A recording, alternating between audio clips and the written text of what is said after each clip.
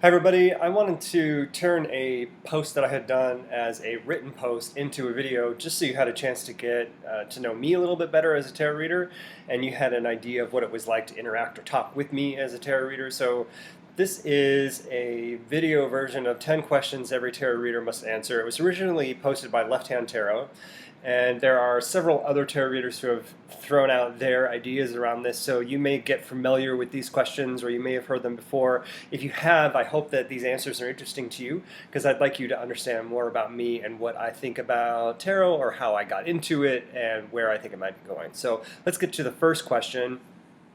The first question is, were you mentored or are you self-taught? I am definitely self-taught. I've been seeking out mentors throughout my entire experience with tarot. I would say that I sought out a lot of books after I had my first tarot reading in college because actually, let me go backwards a little bit. I got my first deck when I was 10. I started working with it. It was a Rider-Waite deck. I had read through the little white book, and I kind of got it, and I kind of didn't, and then I kept coming back to it after years and years. I would keep coming back to it, and I started seeking out books. And I lived in Portland, Oregon for a while, and if you haven't heard of Powell's, it's the city of books. It's basically a city block, and I don't remember how many stories. You can get lost in there. They give you a map. Anyway, there's a metaphysical section, and I went there and I started pulling out a bunch of books that I wanted to read and learn more about tarot. And I found one by Pappas, by Cowie, and another one that was a book of spreads. The book by Pappas is, he's an old French dude who wrote something a long time ago, so it was a great history.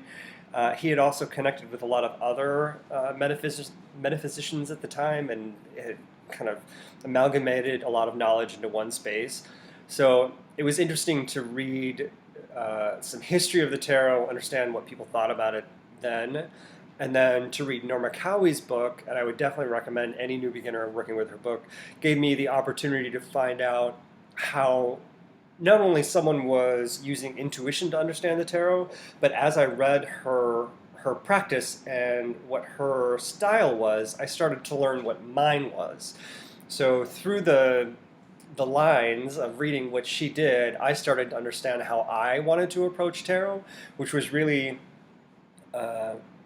kind of like mentorship without the mentorship, but still being self-taught. And then the Book of Spreads helped me learn more about how to understand spreads or use spreads that I may not have known a lot about. So I learned a lot about history, I learned about layouts, and then eventually I started reading books by Pollock and Greer, and they took me deeper into exercises that helped me understand the courts and the majors and minors and symbolism and style in even a more advanced way. So I basically had my own self-taught progression, but I would say that because I was learning through the writings of who I might call masters, I had a sense of mentorship of them because they write so colloquially and like they're in the room with you. So yeah, I am definitely self-taught. Are you a psychic or a tarot reader? I am definitely a tarot reader. I think that being psychic is something very, very specific. So I think intuition is a response that's based on experience and prompt. So your experience is a part of your intuition. Prompt is the tarot card. It prompts you to tap into your experience and some external esoteric force that allows you to understand a worldview or a collective conscious in order to understand what the reading is about. I do think that being psychic is being connected to another plane or a universal vibration, and not everybody has that skill. Like a lot of people can be intuitive or learn to be intuitive, but psychic is a talent or a skill that you are born with, and I think that you can develop it if you have it. I'm not sure you can gain it if you don't have it. So I'm a tarot reader. Are your predictions accurate, or is accuracy important to you? I guess accuracy is in the eye of the beholder, or the person getting the reading. A lot of times, accuracy we take to mean something specific, like a timing issue. If I say something is going to happen at a certain time, then I was accurate if I predicted the time correctly. Or I'm accurate if I come up with a name right away, and that's the name that you were thinking of. Like if I said June, and the person who you were here to see me about is named June, or they were born in June, and we don't have to reach for that answer, then there's accuracy there. I'm not sure if that is the best way to think about accuracy related to a tarot reading, because a tarot reading is, at least from my perspective, it is intuitive. It is about prompt. It is about helping the person across the table from me take their next step and figure out what the block is that's in front of them between achieving what they'd like to achieve. And there isn't always accuracy in that response because we have free will.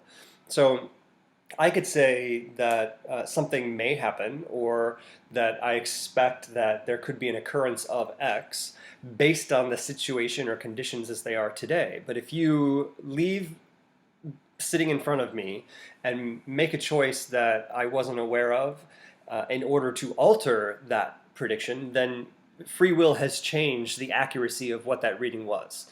So it may very well have been accurate, but we'll never know because you changed the circumstances. So one, I'm not a predictive reader. I tend not to be. Like I said, I live in that space of helping people understand gray space or clarify gray space to help you take a next step between A and B. I like to help you figure out what is in between. Whatever it is that you don't understand, I like to clarify and confirm that. So I provide actionable advice based on the choices of the decisions you have in front of you. And I lead, I coach people, I project manage them. I don't live in that predictive space other than say, based on these circumstances, this could happen, but circumstances can always change. So to have someone say that what I'm seeing in my interpretation of the cards resonates with them definitely makes me feel like I'm an accurate intuitive reader, which is different than being an accurate predictive reader. So I was doing a reading for someone recently, and in trusting my intuition, I asked the client if their mother was the block in their desired outcome based on a series of experiences that had been shared.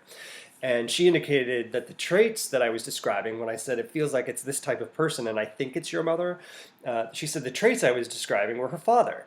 So it was a parental figure, it just didn't happen to be a mother, and we got there, but I was missing the perceived gender role. So I'm not 100% right. I don't think everyone is. And I wonder, could we say I was accurate in that my intuition was right? I had the right traits. I had that it was a parental figure. Sure, there's accuracy there. I just went for mother instead of father. So what we didn't talk about was maybe her mother was complicit in the block because her father's not supporting her, and so the mother could have been involved, and that's what I was picking up on. Who knows? But I wouldn't really call it a mistake. I would call it just, we ended up clarifying where I was going with the information that I had available to me at the time. So I've always been told my intuition is accurate, and the details tend to fall where they may. Is there anything that you can't predict in a reading? I don't think there's anything I can't intuit in a reading. I think I can figure a lot out, but I'll say there are things that I might choose not to release during the course of the reading. So I might be aware of something and I may not mention it because it's not helpful, or it may be harmful to the person I'm doing the reading for to share that information at the time that they're getting the reading. It may be that they need to discover whatever that is for themselves in order for them to be successful in whatever it is they're trying to achieve, and just handing them that answer doesn't help for success. So I may choose to hold back information, although I can't even give you an example of a time that I've done that. I do know that I've been acutely aware of making the choice not to do that. So that's an interesting question. I don't think there's anything I can't predict. There may be things that I might hold back. And in general, I'm not a predictive reader anyway. We're talking about the steps that it takes for you to get through something. So, yeah. And in general, if I could predict things with 100% accuracy, I'd be a millionaire, to tell the truth, and so would everybody around me, right? We'd all have the right lottery numbers, we'd all have the right bank investments, we'd know everything we need to know, and free will wouldn't have a place in our world. Okay. Do you only use tarot, or are you multidisciplinary? I only use tarot cards. I do have one, what I guess you could call an oracle deck. It's soul cards, but primarily I use tarot, and my favorite go-to is the handle deck. I use that one the most, primarily because of its spiritual nature, its connection with the earth animals. Reminds me a lot of being back in the Northwest, and in fact, some of the uh, Indian, I don't know, I shouldn't call them characters because some of them were living people in this deck are from the Pacific Northwest. So I recognize the myths and the people and the story and the history and the culture in that tribe that has been positioned in that deck. Is the message in the cards or in your head? I think the cards provide the inspiration to create the connection between your intent as the querent and my interpretation of the symbols on the card. So the message isn't necessarily, I mean, it's kind of in my head, but it's the connection between the two of us. The card, it just provides that tipping point, or that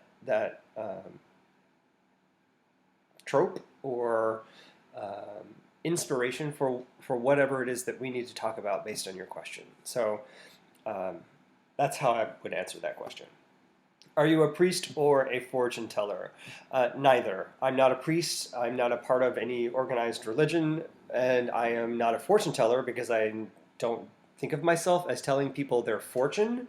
I think of myself as helping them work through their blocks or gray space between what it is, where they are today, and what they'd like to achieve tomorrow. So I am more of a mentor or a coach or a project manager or a leader. I'm not a fortune teller or a priest. Are you a fixer or a looker? I think I'm both. I definitely love to look into possibilities based on certain conditions, and I think tarot helps us do that. I definitely love, I mean, I'm primarily a fixer. I love to fix problems. That's part of what I've been saying. I love to help you figure out how to get from A to B. I am a problem solver by nature, and I love to fix things. So if you're coming to me to get a reading, you're going to go through some sort of conversation around, well, how can we make this better? Or what are the next steps you need to take in order to achieve whatever it is that we just talked about?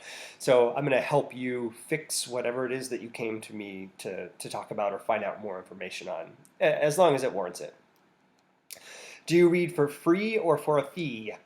I do read for a fee.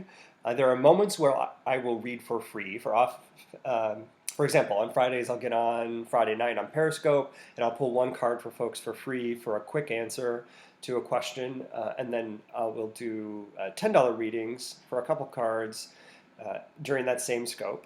And then you can also purchase longer readings from me that are available on ComingOutTarot.com. So I read for a fee. Is there anything you won't predict in a reading? Yes. 1, I can't predict your lottery numbers. 2, I'm not going to predict your death. Yes, we're all going to die. I can't predict the sex of your baby. Or tell you if you're pregnant. Go see a doctor if you want to know if you're pregnant, and consider the fact that if you've had sex, you might be. So I'm not the best person to ask those types of questions of. Like I said before, I like to fix problems. I love to help you figure out how to get from point A to point B. So questions like, am I pregnant, is not the best way to utilize my talents, but there are other readers out there that can help you answer those questions. So that's all of the that's the top 10 of get to know your reader questions. I hope this was helpful. I hope it tells you a little bit more about me. You get some insight on what it's like to have a reading with me, or the kinds of readings that I do best, so that the time that we spend together can be the most productive time it can be. So thanks for hanging out and watching this video. If it was helpful for you, let me know. Drop me a line at Coming Out Tarot, and let me know if you have any questions based on anything I said, or if I can explain how to get a reading from me. You can find out more at ComingOutTarot.com. I hope that it definitely provided a bit more insight into me and my practice for you. So thank you.